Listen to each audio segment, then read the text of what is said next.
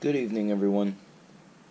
I just wanted to do my review on Book 7 of Magika Swordsman and Summoner, and get that out of the way, and let you guys know what I thought about number 7.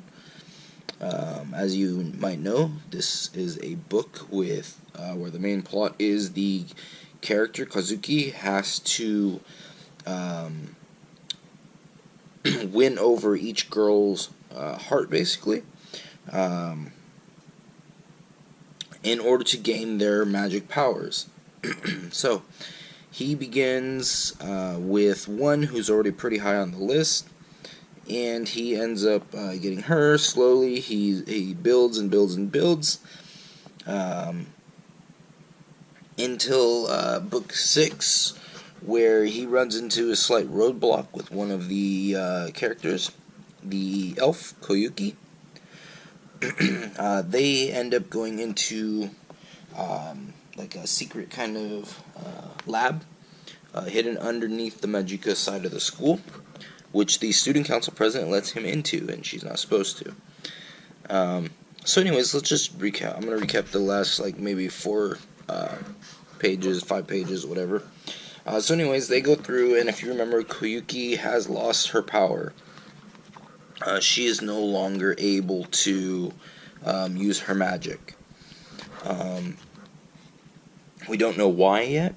That it's revealed at a little bit later time in book 7. But we just know that she's lost the ability to use her magic. And so they're kind of going along, and they end up running into a strange being. If I can find it. Right there. Which is revealed to be an elf that no longer has their humanity. It's revealed that who's making them is none other than the principal of their school, and Kaguya's father. He reveals them to be quad-core Magika. So, and he also kind of reveals his plans. Well, they're obviously not going to sit for this, so they are going to stop him. He reveals that his ultimate weapon and his strongest creation is his daughter Kaguya, whom he has brainwashed and kind of taught that she needs to take on the role as the most powerful summoner. She obviously has embraced this. She's become quite powerful. And he, at this point, kind of realizes that, okay, this guy's off his rocker. I think his diva that he has might have consumed his soul, and he may now be a false prophet. Which turns out to be the case, as you can see.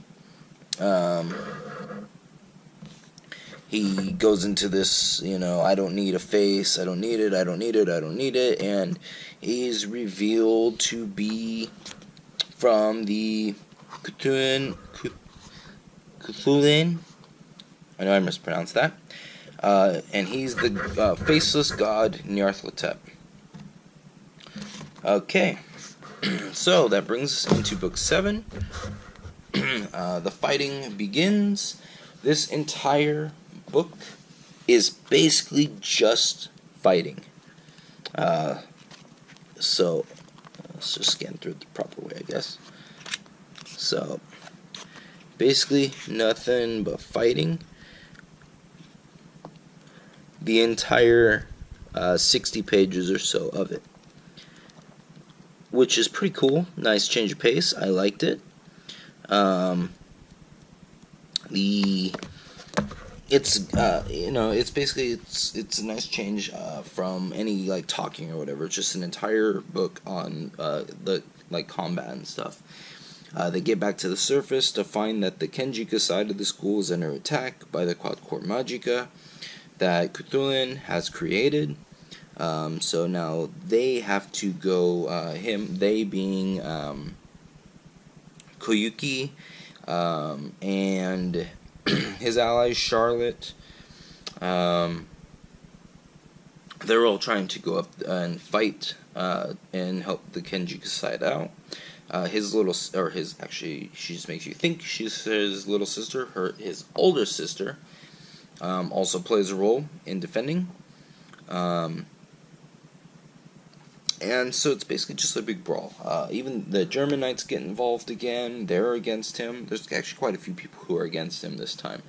The 3 German Knights, obviously Nyarlathotep, the ex-principal, and Kaguya, his daughter, are all against him.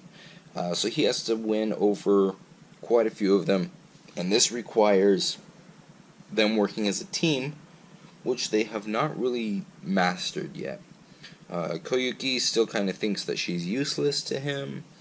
He tells her that she's not at the very beginning.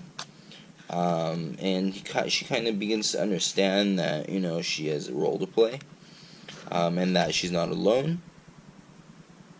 And so, they basically get reunited. And she gets her powers back. I won't say, why. It kind of goes in detail. Here's the German Knights. So they play a role. And he ends up beating Kaguya. And it's kind of revealed how her powers work. Why he was able to beat her. And go on and get her to basically finally see that she doesn't need to take on that role or whatever, and she kind of, in the end, finally realizes that her father is a lost, soul, and kind of takes him on herself.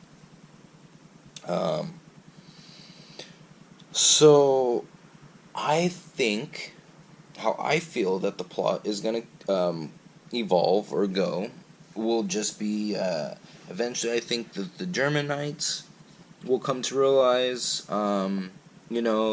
hey, this is an issue. I think that they'll probably end up siding with him.